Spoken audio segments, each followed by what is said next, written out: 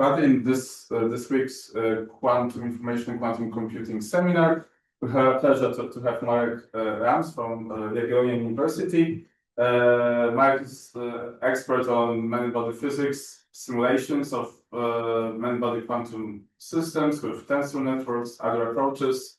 And today we'll be talking about simulations, classical simulations, quantum and classical simulations of non-equilibrium many-body dynamics.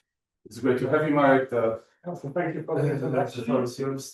Well, let me just start with that. This work has a lot of collaborators. Too many to put it on the screen, in fact. But let me just acknowledge Jacek Dziermaga, who is a professor at Uniwersytet. We are working together on all the things that I'm talking about here. Okay, so what I would like to discuss are attempts to simulate very simple problems. So you have Ising model, and you want to study the Schrödinger equations, so Schrödinger dynamics of the Ising. So we will have a Hamiltonian that is independent. There are bits of dependent. I will just use it. So we all know Ising models, so we have this easy coupling on some lattice between the inlet side and some lattice unspecified at the moment. There is a transverse field in the orthogonal direction. We will be always considering the situation that we start with the Hamiltonian where the transverse field is dominating. And the couplings are switched off, and we start with the quantity. So our initial state is just a product state, everything is in the x direction, plus x direction. And then there is a time-dependent question between, let's say, paramagnetic, and this is uniform, as I have put it here, then there is a paramagnetic to paramagnetic transition, usually with the second order, or always with the second order critical point somewhere in between. And this transition is done in a finite time. So there is how Q is controlling the time scale, how quickly we are passing the critical point. And because we have the critical point, the gap is vanishing at the critical point, and the derivative is to stop working somewhere, and the system gets excited. Then the question is how much, let's say, can we describe this excitation? So just can I, because we have maybe people with different backgrounds, can you just maybe elaborate just a bit more what when you say critical point, what you mean by critical point technically? So let's say we will look at it from the perspective of adiabatic theorem first. And if we are deep in the paramagnetic phase, then there is a large energy gap between the ground state and the first excited state. And if we are changing the parameters of the system slowly up, then the adiabatic theorem is telling us that we will just follow the but then the phase diagram, or from our perspective, in some moment of time, when we are changing parameters of the Hamiltonian, we are crossing the point where the gap is vanishing. And we have, let's say, continuum of states between the ground state, and there is a continuum of excited state.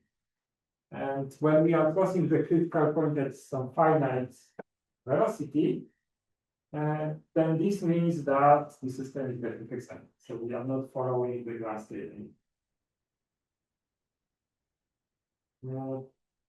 So the phase transition refers to the closing of the gap. Yes. So it's not literally closing to zero, but it can be like maybe exponential. Very finite. So there are two types of phase transition or quantum phase transition, continuous phase transition. There's the second order, the first order. In the first order, the gap is exponentially closing. In the second order, if you have finite system, then it's rise in power. In our situation, what I will be talking about, we have this second situation where polynomial process of the graph, but we are usually interested in the range of velocities that we are not liking. And there is the second reason why continuous critical points are theoretically very nice, because then we have such transitions are universal perspective that many properties of the system in the vicinity of the critical point don't depend on some microscopic details of the model, but can be characterized using basically some scaling laws.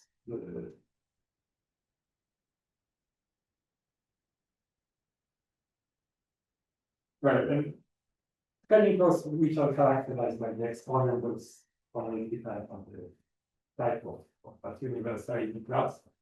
From our perspective, what is important, there are two critical exponents. One is nu, the second is z.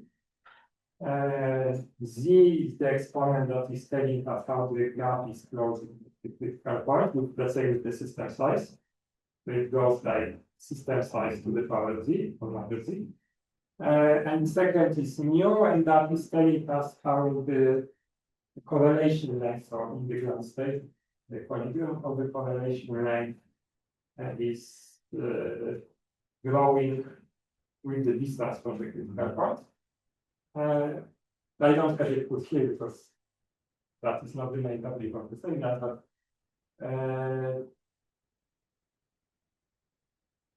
but the correlation length at the critical point, continuous critical point, goes to infinity or limited by the system size. And when we are away from the critical point in some distance, then the correlation length is growing by that distance to the power minus.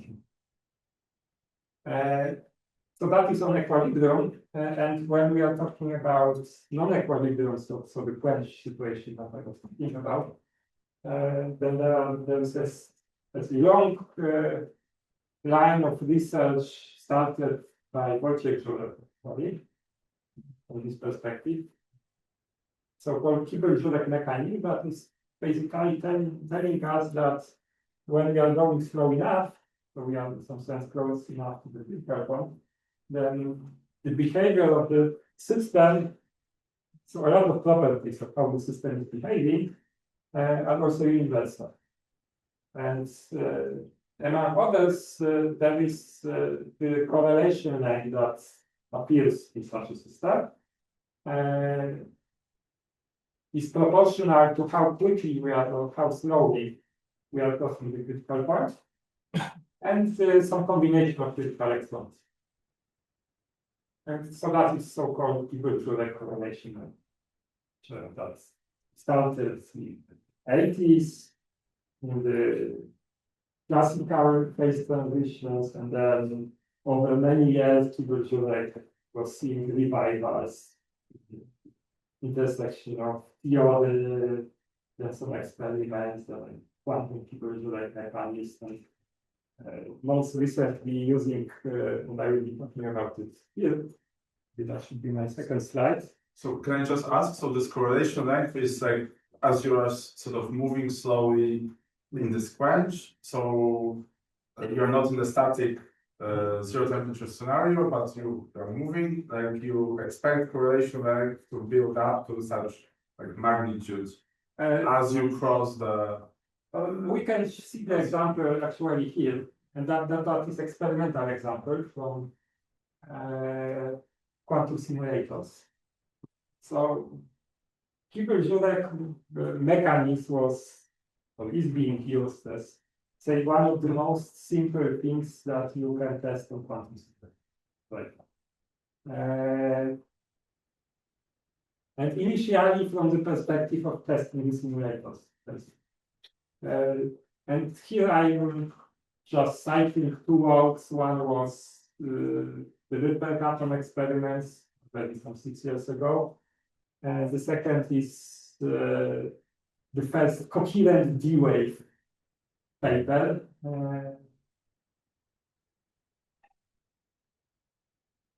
And pretty much that is, those are the pictures from those two papers. So what you have here is, let's say, the response time, so the inverse of the gap, and you are crossing. We have the critical contents, that's the inverse of the gap, it's exploding. Initially, everything is prepared in the perfect state, so they don't protect you. That's the superposition of up and down. D-wave has some ramp, some shape, but from the perspective, from universal perspective, the shape away from the critical point doesn't really matter. What matters is the first approximation, first relevant approximation is just the slope here. You can approximate it by linear function, linearize it in the vicinity of the critical point. That is how you are getting this tau q that I will show it here. So this ramp and this ramp look different in some way, but what is important what happened here from the perspective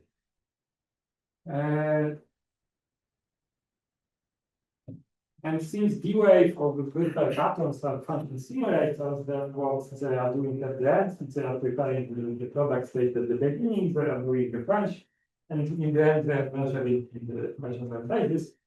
And what you get from such measurements, so that is a 1D chain of 2000 spins in this picture, is you are seeing domains. So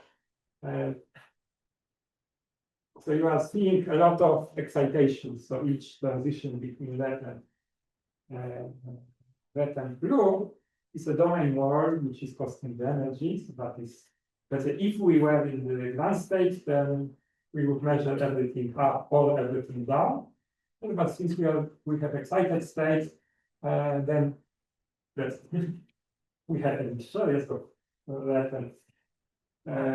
and blue. And what you can also see here is that you have fast quench, so 4.8 nanosecond, and then 10 times slower quench here, and you see the domains are large. So there is less excitation as you would expect, you are closer to the ground state. But one of the things that Kibble is predicting is exactly, so let's say the size of that domain, the first approximation, we are expecting it to be related to that Kibble relation, right? So this is telling you that the number of excitations should be a power of the quench rate to some non-trivial exponent. So that is, of course, I don't have all the pictures from that paper. So identical situation you can see here in the Rydberg atoms that are the one the other. And what you can see here is correlation length. So they measure the correlation between spin here and the other spin. And they are fitting the exponential, which is usually not a good idea, I can tell you, but that is the best you can do sometimes, unless you know something more. Here is the quench rate, and that is a log scale. There is a power law that is exactly matching this relation. But let's say that would be weak. Even stronger, there is for the 1D Ising model, there's actually analytical solution. So you know exactly how many defects we should have. And this is also fitting perfect. So actually, this was the first paper. Before this paper, everyone believed that you were different. In the sense that it is noisy, and it was not clear how close. If you can describe it as a system that follows the Schrödinger dynamic, it's driven by slow time loss. So in this paper, compared to what they were doing previously, they were able to go to such a fast quenches that the amount of noise is sufficiently negligible that they are most close to the Schrödinger dynamic. Up to some errors, of course, but they are basically they are getting results that are consistent with Schrödinger dynamic.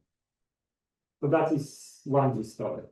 But as with the let's say people are building the simulators, the quantum simulators go beyond time models. So Ising model is still a time model, but already a 2D or 3D lattice is not analytically solvable and actually extremely challenging to simulate numerically. And I will be talking about this later. So there are papers trying to follow the same program in 2D.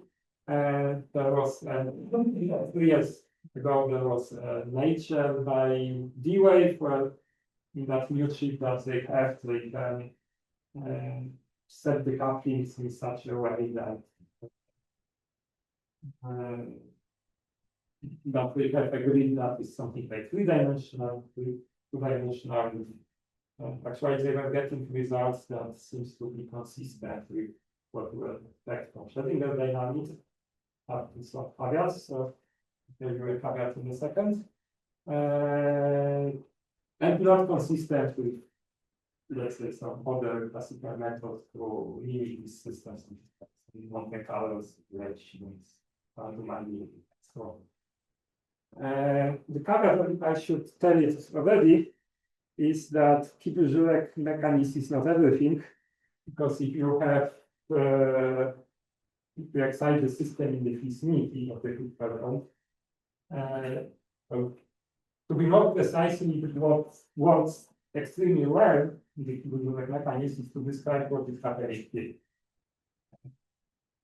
So how to set up the dynamical scaling hypothesis to collapse the different sequentialized single plots, single curve, but then you have excited system that has a lot of time to evolve. Even if you are in the other phase, there is some kind of other dynamics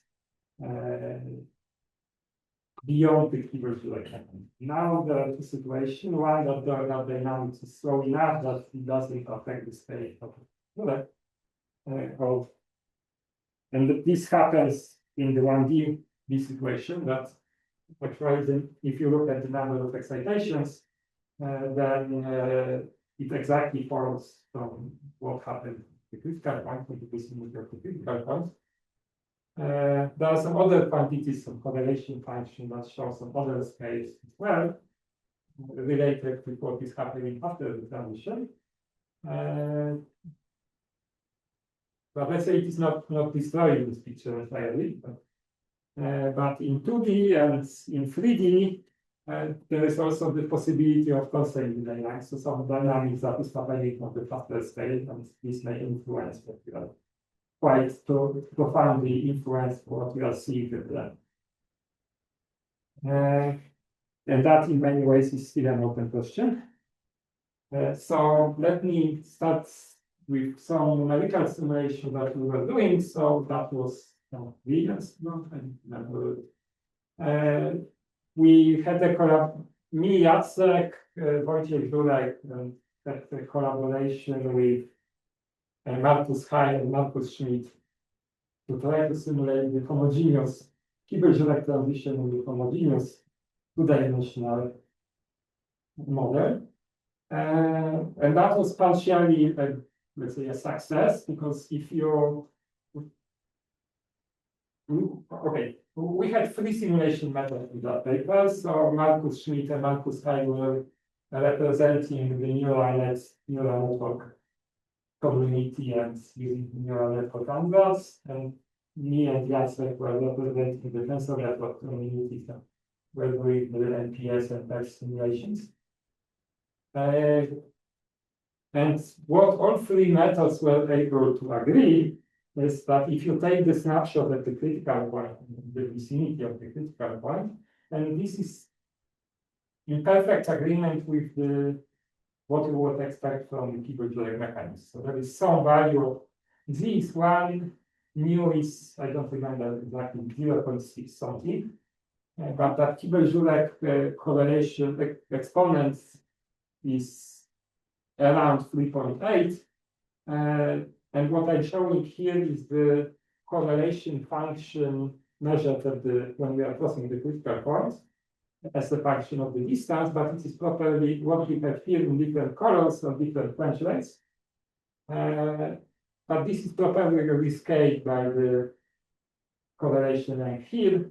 If you are doing it at the critical point, then you have to rescale the correlation function by correlation length to the power of 2 delta delta is the critical dimension of the excitation of the correlator.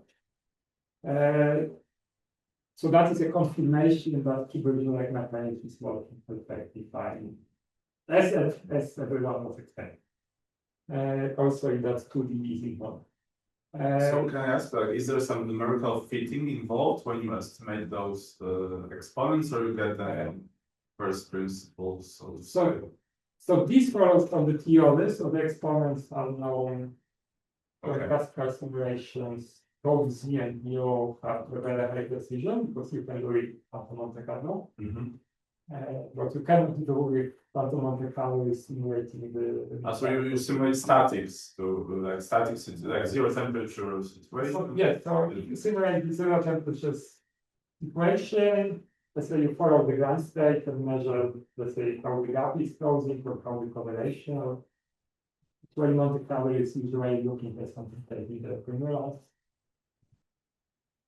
collapsing within the primulance to extract the values of the critical exponents. And what we have here is the best fit in the sense of trying to collapse it to some extent by eye. And the first approximation we can really just find the value that we are expecting and seeing if it makes sense. Then we can try to see if this is let's say by shifting it a little bit to get better. But you can also just set it up as minimization problem and you get the best collapse. That is what's the way to do it. So that is what happens in the vicinity of the critical point. But then it turns out that if you want to study what is happening after the critical point, then this becomes extreme. And at that point, we just had the evidence of the constant dynamics, so changing, let's say, that the correlation length, the dominant correlation length, after crossing, after spending sufficient time in the ferromagnetic phase, has some different value. So can you say maybe a couple of sentences about why it's hard to simulate? Well, I will spend some time on it in the following slides. Let's say that is still a teaser of the main. But that was as of 2022. The problem simulate the Kibel-Jurek quench in the two-dimensional Ising model, quantum Ising model. So we had three set of methods. One was IPEPS, that you have infinite system. But it just so happened that you can simulate fast quenches, and only in the vicinity of the critical point. In neural networks, you have finite system, quite large, but it was also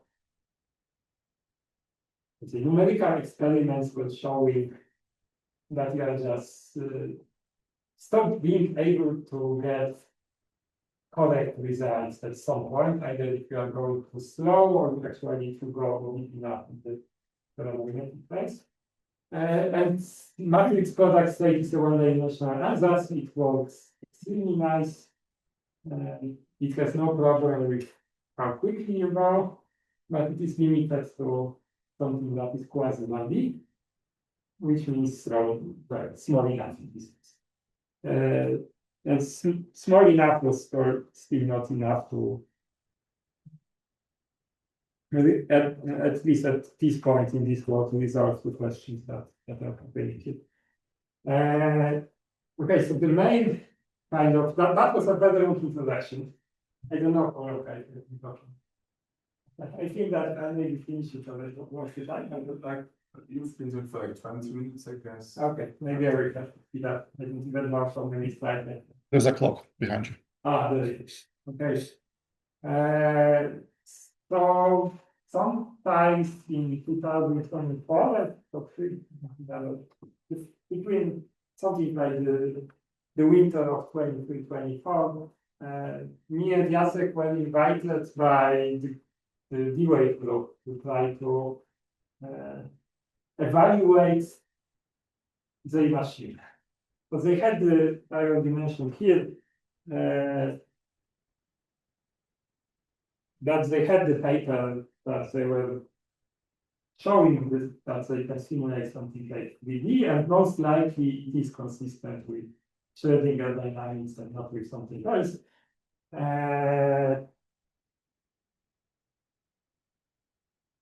But then there was the actual question, they never put the definite mark that, let's say, this problem is impossible to simulate classically.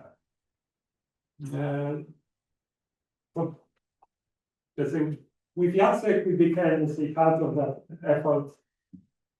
Let's say here representing the text simulations, together with many groups that were some were doing MPS, there were people doing neural networks.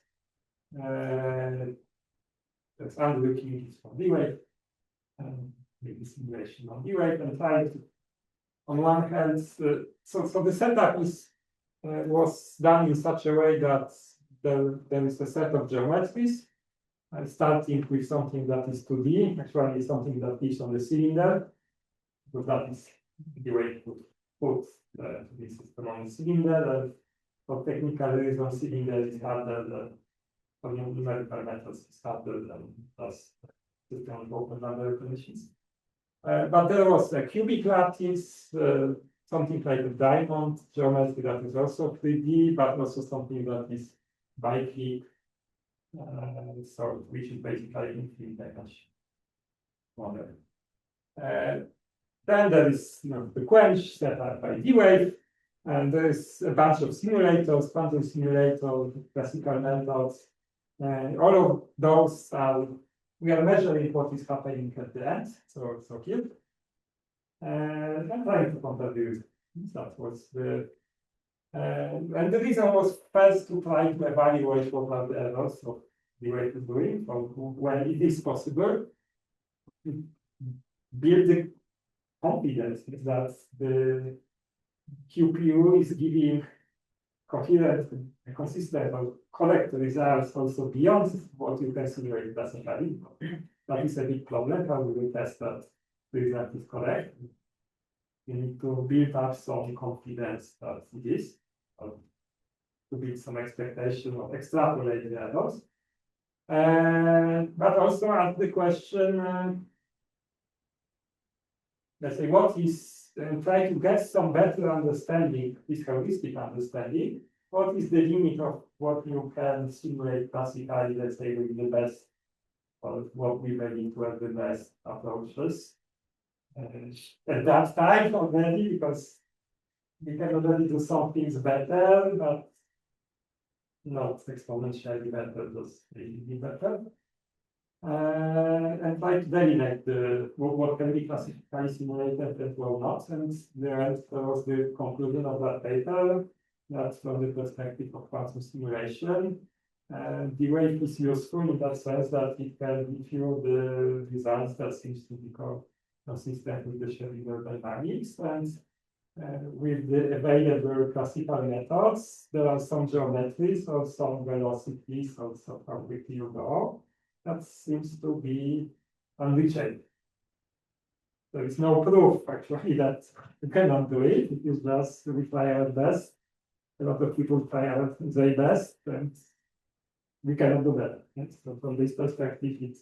So can I ask, like, what in this setup, like, what is the output of quantum device to which you? So the quantum device is just sampling. So it is just measuring at the end because the computational basis Right. So So we have this Hamiltonian here. It is sure, just, you have find the hole. just in that work, this was the spin glass. So the couplings were random. So the amplitude was changing, but Okay. the coupling between that global G of t was multiplied by some, for each coupling was multiplied by some random number. So it was formally a transition from paramagnet to spin-glass space. And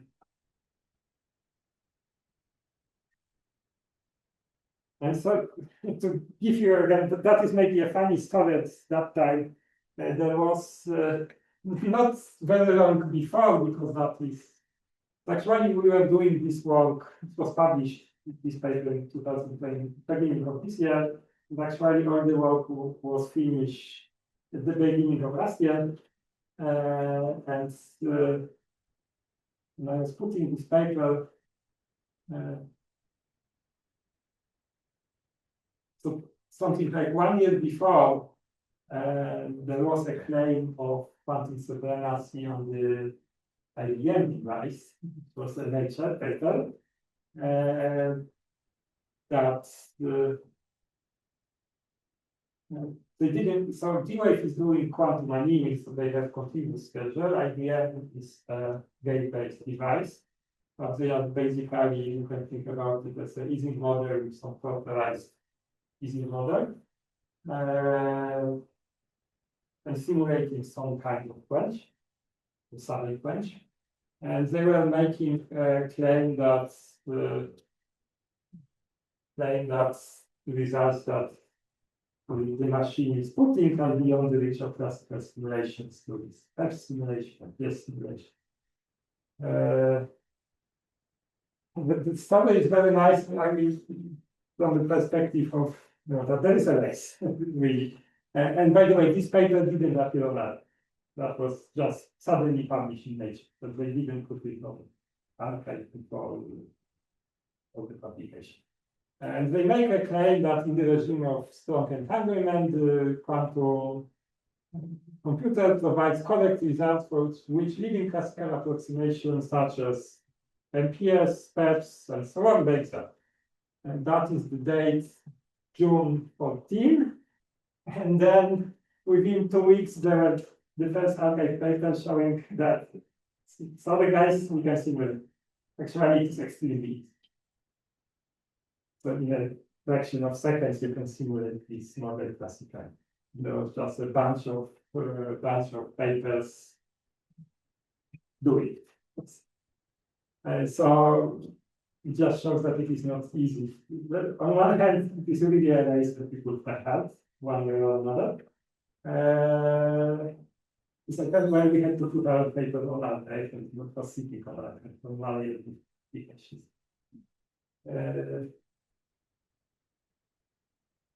So let me comment maybe on, so I will not talk about, let me comment on the classical methods, because that was the main part of the paper. So we have our Ising model. Most of the examples are actually in 2D, because it is already. And from the tensor network perspective, there are two kinds of ansatz. One is matrix product state, the second is projected among the first state. I'm not sure anyone is familiar with this. But basically, with MPS, you take your wave function and approximate it as linear structures of tensors. So you have a variational ansatz with some geometric structure that is one-dimensional. The reason why it is very nice is that this one-dimensional geometry means that this ansatz has some very nice theoretical properties, which mean that we can, in the optimal way, simulate within the variational space of that ansatz. So what we have here is some tensors. What is fixed is the size of those tensors, the size of matrices. So the size of these bonds. Practice, you can have these bonds of a few hundreds, few thousands, depending on symmetry, a few hundred, about symmetries, but let's say to have the exact representation that one dimension get exponentially large. But the general idea is that we have a system that is not too strongly entangled. It is excited, but not too strongly entangled. And in this case, this may be enough to solve. And then in 2D, there is the answer that is aligning with the geometry of the problem. The size of the tensors is finite, but smaller than the field. But the problem with such a 2D geometry is that it doesn't have those nice mathematical properties of lattice product state. And already, if you have such a lattice and you are approximating the wave function as a product of such tensor, already extracting the information from this is in general NP of eventual. So there is already a problem to contract. But still, for the physically relevant problem, you can usually do it up to some point. Use these answers, and in many cases, in many quantum of the setups, it was actually able to solve some problems, the sign problem. And, okay, the time is running very quickly. I have to speed up. I will very briefly mention. Okay, so first thing that you can do, you can use the matrix product state. And in some sense, it is extremely boring because we know it is not going to scale. Because it is one-dimensional ansatz, and the geometry of the systems is not one-dimensional. But for small problems, it is basically the exact solver. So that is the reference point. And for small problems, you can use it, compare the results that you get from there with the results from D-wave. You can compare, let's say, something, but this makes sense only, for example, extremely small system sizes, otherwise, exponential number of possible samples. But you can use some more heuristic measures. So the measure that we are using in all the works is we are comparing all possible two-point correlators at the end of the question. And just comparing basically the node, difference of the node between the matrix of correlators. So the reference solver versus solver. So here the reference solver is NPS. Yeah, and this is showing, okay, basically how this error is growing with that is the non-dimension of MPS. And if the system size that is square root is small enough, you can do it. But if it is system size is becoming larger, then that requires one dimension of MPS growing. That was not surprised at all. And that was from this perspective, it is boring. But it is something that you can, on the small scale, verify the machine on, and just for different geometries and very small system sizes, compare what MPS and D-wave are doing and see that, let's say, the error is up to, say, 5%. So that was, okay, that's for quench, that is 7 months. 7 months in the device. They can be roughly coherent for 7 nanoseconds. On 20 nanoseconds, the error is growing. Basically, beyond 20 nanoseconds, most of the conclusion was that the coherence is starting to play a lot. There's a very narrow window of annealing times between what's the fastest they can simulate, that is something like 2 nanoseconds, and well, they are coherent, so 20.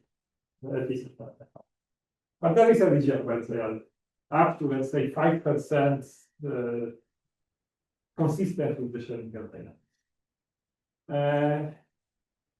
So that is MPS. MPS is boring from this perspective that we have a problem that is truly two-dimensional and three-dimensional, and MPS cannot scale up. So what are the other approaches? So the other approaches, I will only have one slide about this, are neural networks. And our collaborator tested a lot of way how you can set it up and try to simulate it. So neural networks have some nice theoretical properties in the sense that it shouldn't be limited by, there shouldn't be representability problems. And yes, has representability. We know that, say, to represent the solution of, let's say, 2D space, we need the one dimension of the size of the matrices that we keep in our answers to grow exponentially. And so here, at least in principle, there should be no representability problem. But all the practice on the are just showing that the algorithm gets stuck. And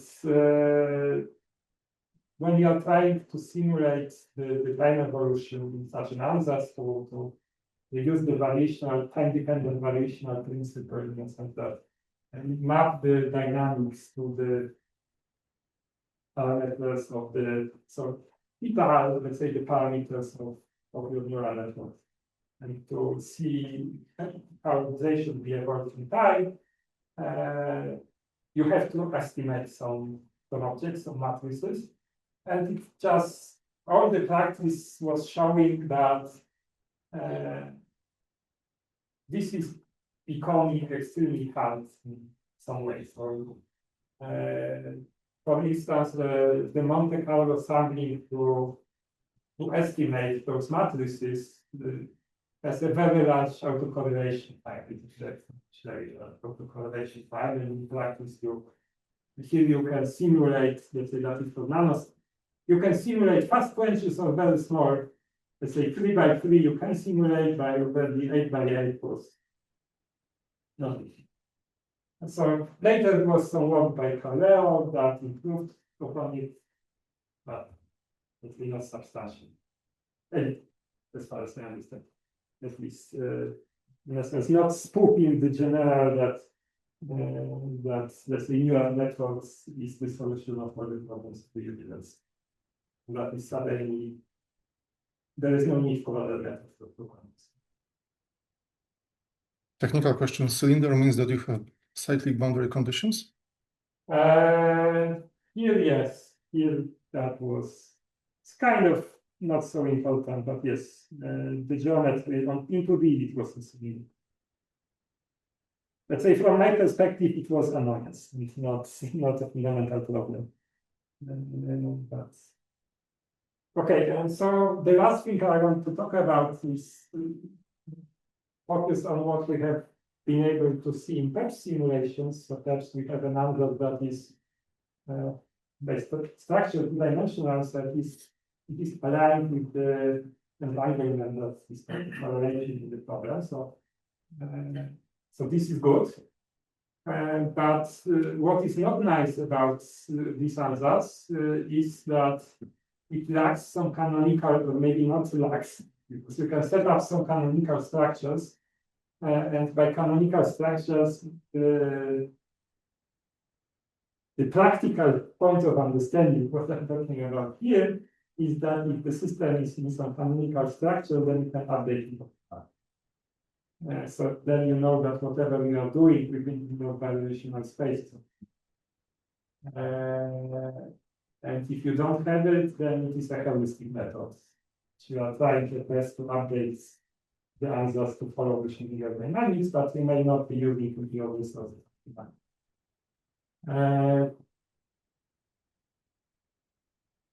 So here for 2D, what I'm showing here are different tries to simulate the problem, different sizes of the answers from different algorithms. I will mention it in a second. But basically, the conclusion was, and that is the error, actually, that is a test problem, 8 by 8 cylinder, that's, let's say, for fast quenches. So this is the, roughly speaking, the level of QQ error. But here it is larger, here it is 5%, here it should be something like around 10. But that is general trend that we are seeing, that for fast problem, whatever we do is fine. And if we actually try something harder, so increase the size of the answers, then we can get better and better results. But then there seems to be some exponential work. Yes, the open question to some extent, even in that work, was if we don't have representability issue, if we have representability issue, in the sense that maybe our answers have a structure and we are using it optimally, but we are just not able to have large enough tensors in the problem to capture the physics, or maybe the representability is still okay, but we are just not able to find the correct representation, let's say, correct tensors that we need. So of course, you can see, you can, in such a 2D lattice, you can have the same thing on the left and many equivalent representation on the right, so even with different dimensions. And actually, a lot of things are pointing out that actually we are not able to find the optimal one, but we don't know how to find that. Sorry, can I ask, like, because you're in the situation where you have like a quantum device that gives some results, you don't know if it works well compared to the model, whether it follows Schrödinger equation, and you have variational answers, sophisticated, but you also don't have like guarantees that it follows the true dynamics, if I understand well. So you can compare those two numbers, like the results. So here actually the comparison, that is small enough system that you can compare it with MPS, that in that limit. That's very exact. I see. Exactly, it's like 10 to minus 3 errors. Okay. I see. So here the comparison is done with something that it does. Okay. But then that is exactly the kind of the question. Okay, and here I should speed up maybe. Maybe, okay, let me not go into the details of what we have been trying to approach it. Okay, just a very quick thing. So how we are simulating such problem usually is that we are totalizing the dynamics, so you have to effectively apply gates. And then you have, that is part of your ansatz, you are applying the gate. This gate has some run. And this means that you are enlarging this one dimension. And if you wouldn't truncate it, then your size of the ansatz would explode exponentially. So you have to truncate. But there is not a unique way how to do it. You can try to get the information from entire lattice. So basically, you want to minimize the norm between your non-truncated answers and truncated. But this problem actually is hard on many levels, technical levels.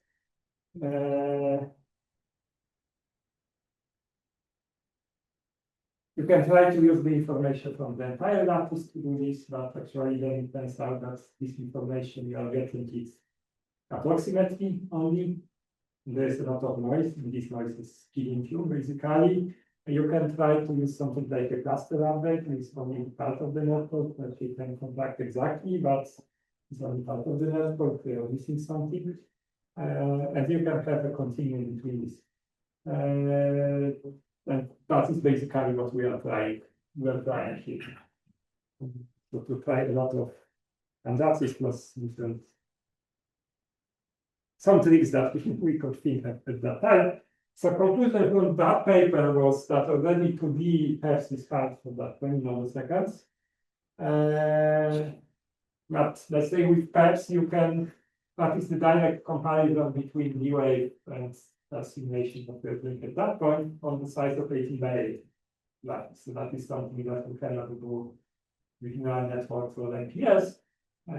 And so here we are comparing PEPs with D-wave, and we are getting roughly that around 5% as we are expecting. The extrapolation to larger system sizes from D-wave was kind of the error wasn't good. Actually, basically at the beginning of this year, there was a paper from the group of Flatiron that they were showing that using some tricks based on belief propagation, they were able to improve upon those results a little bit. And right now that is unfounded, but I can improve even better, combining what they were doing with what we are doing and some other things. But still, this is to be. Actually, in that science paper, there was never a claim that the weight has supremacy because there are different things that you can divide the problem into patches, simulate the patches, like a lot of things that can happen. The hard part is 3D or higher. So in 3D, you can try to follow the same problem. I think it will be good. So I think that maybe 5 minutes past, but maybe if you can wrap up in 5 minutes or so. I think that's possible. So it's probably the most interesting part. Well, that is 3D is from the tensor networks are very good ansatz. Let's say that is the ansatz in one dimension. You don't need anything else if you are simulating only. Perhaps in 2D, you can get a lot of interesting results that is extremely hard. And doing 3D perhaps is a nightmare. Nightmare in the sense that computational cost is growing much quicker with the size of your answers than let's say 2D or 1D.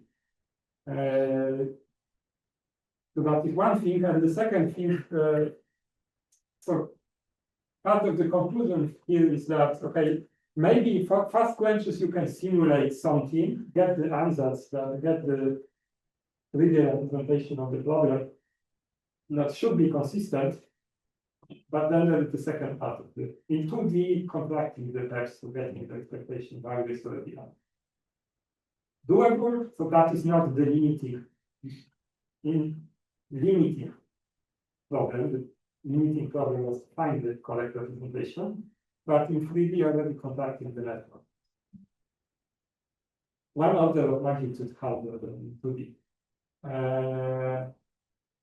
So some heuristic measure of error, even without contraction, is showing that okay, for fast quenches we can probably get something reasonable, but there is problem to sample from that state.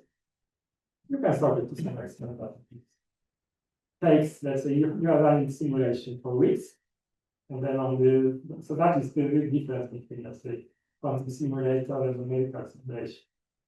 But to get some results here, you set up your program, you run it on some cluster for a week or for 2 weeks, and then on the device, they are getting the full set of results within 2 hours.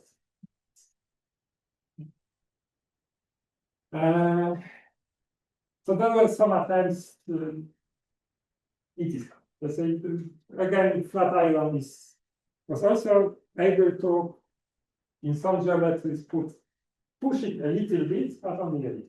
Again, so as far as I understand, the claim still holds that the size and the geometry of that device is sufficiently complicated that the numerical methods that we have just seems not to be producing the correct results, but okay, in some sense it is realized those methods are improving. The quantum simulators are improving, numerical methods are improving. As a sanity check of D-weight device, they can do one thing. They have fixed schedule, fixed initial state. You can program the fix, that is one thing. You can program the quench time and measure, but at the end of the quench in the computational basis only.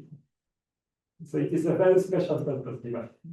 Actually, they are also improving, like I've been hearing rumors that, and that's what I would expect to be very natural, but they will be able to measure somewhere in the middle of the quench. We were not able to now. So there are different simulators, of course, ripple pattern simulators, with different limitations. So, kind of as a conclusion, from my perspective, and from working on this work, that I believe there is a future in quantum simulators, and for those, let's say, even such a fundamental problem of understanding what happens in such a simple things as Schrödinger dynamics to busy model. And to answer some questions like, okay, that is something that we are working on right now. So as I was telling you, our type simulations are better than 3 years ago, so we can push it a little further. and try to better understand. So in 2D, I was telling you that the Kibble-Jurek correlation length is just such an exponent. But actually, if you measure, let's say, the excitation energy in the end, it's more consistent with something like that. And there is the belief that this is related to what is happening with the excited state later, so with the cosine dynamics. And just as a teaser, I'm just showing you that is, let's say, I have simulation sampling from different parts at the critical point, and that is the end of the branch. How the domains are emerging. That is the result of the D-wave that should correspond roughly to this one. That is the collaboration that we have with Jagielloński. Like with Diana, it's working. What's his station? In Germany, Uri has a collaboration with the and I will look in Krakowie today to get some better understanding of what is physics. Let's say still very simple problem, French dynamics of the Ising model, but going beyond the Kibble-Jurek, beyond what is happening in physical points, to better understand what is happening later, like cosmic dynamics. And of course, we can use the same answers for fermions and so on. So let's say that is a, I would say, future for both worlds. This for the next 2 or 3 years. I think that's all. Thank you for your attention. Marek, very inspiring talk and some positive light on D-wave advice, which is like for me it was surprising, but I guess it was from kind of rigorous point of view. Yeah, we have time for questions, comments. The speaker. So my question is, do you recommend buying D-wave? Well, I don't know. I depend on it. So. I don't know. I don't know what's the result. So, how much computational time can you spend to scientists who wants to simulate the model? But they have to come up with some better use of completely right. They are getting better and better. They are not so bad at optimization, but I don't believe right now that they have edge over classical methods when it comes to optimization. That was the main selling point at some point. They didn't prove it. The Nature paper was pushing that they actually make it more later. They should have the scaling advantages. Quantum mechanics should have scaling advantages. That was. I have. Oh, Other questions, Mark? In one page, there is a word QPU error. How do you define that error? Because if you have a quantum processor, so that was let's say the system. So that is a small. What I'm showing you is quite a small system. So that is the error versus NPS ratio. Yeah, but the problem you deal with is not your small size system, right? Well, 8x8 is called smart. 8x8 you can still simulate it with other methods. You can simulate it with NPS. Yeah, you can. So that error, you define the QPU error with your tensor network calculations, right? So that is the error versus NPS matrix product state simulation. So that is the difference between the correlations that you are getting on the device, or that you are getting by email from Andrew King, who is basically, that is a very nice way to compare. As you are running your simulations, then you are getting an email or link to the file with correlation functions that they got. They're plotting two things. Well, they are roughly matching, nice. Yeah, but for the tensor network calculation, it also has the error. So you compare the QPU with the tensor network calculation to define the QPU error, right? Because yes, but there are different tensor networks, and for 8x8 you can do it with NPS. I understand and that. For NPS, for the last, you can, let's say, use the big computer in the sense of Yeah, but, some GPO to control what is that the yeah, NPS can control the error that you have in your NPS. So and this error is much smaller than the difference between the NPS and so NPS you can systematically improve. So that QP error that I'm showing here is really the difference between NPS and DIR for 8x8 system.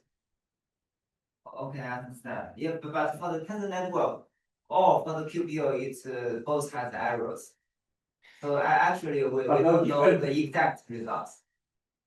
I guess my point is that for MPSs, error is controllable and it's very small compared to the difference. You can control algorithm. Yes, you can do it for 8x8 system, you can use NPS, you have error that you are controlling.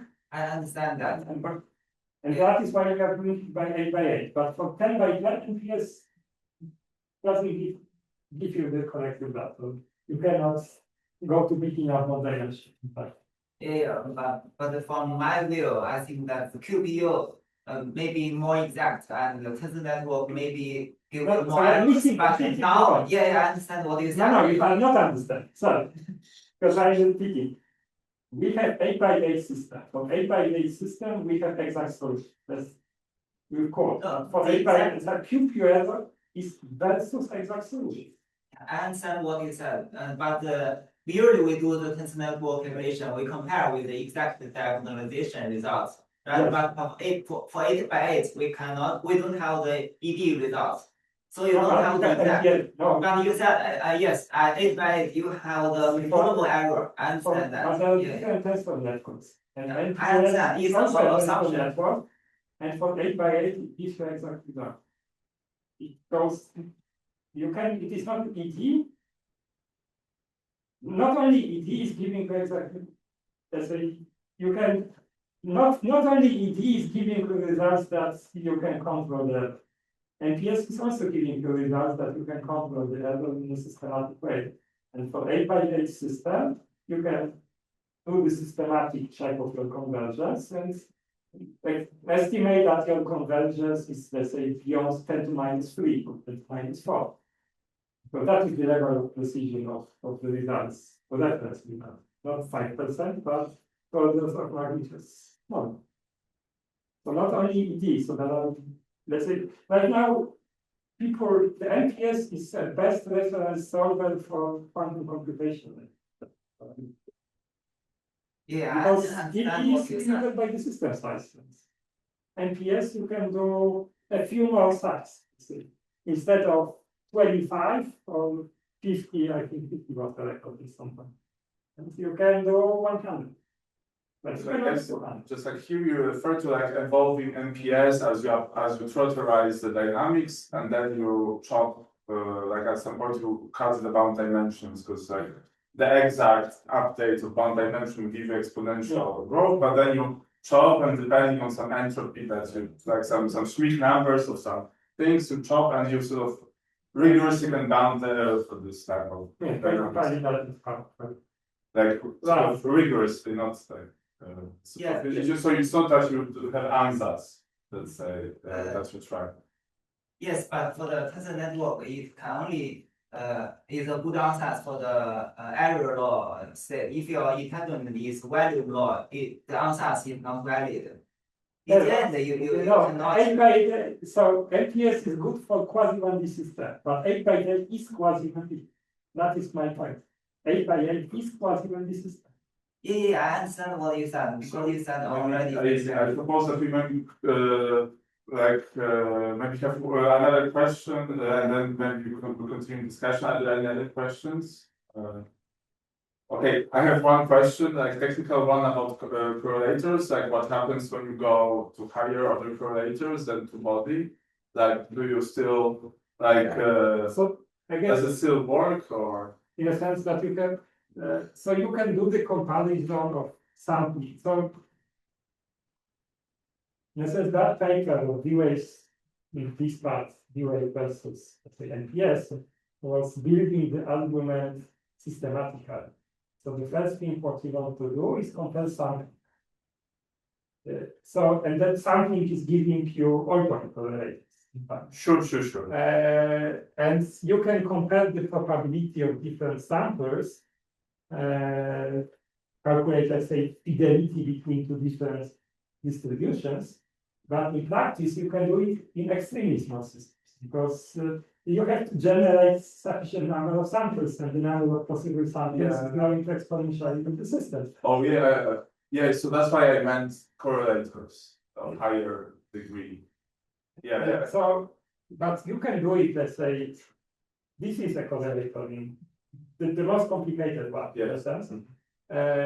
From this you can get any correlator. And then you can see that, let's say, that two-point correlators are behaving in the scale system sizes that we can compare. Those two quantities are behaving similar. So of course, there is no proof that this doesn't guarantee you that, or let's say, three-point correlators are matching, but Yes. there is always this problem. This is the problem that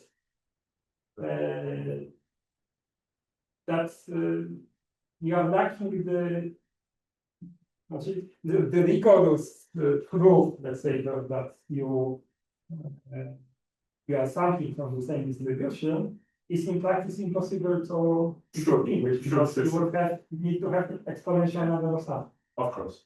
And then you are going to some, but you start here where you have, and then you are going to some heuristic measure of comparison. So we are not comparing that on three-point correlators, but Sure. but you have the right work. Right.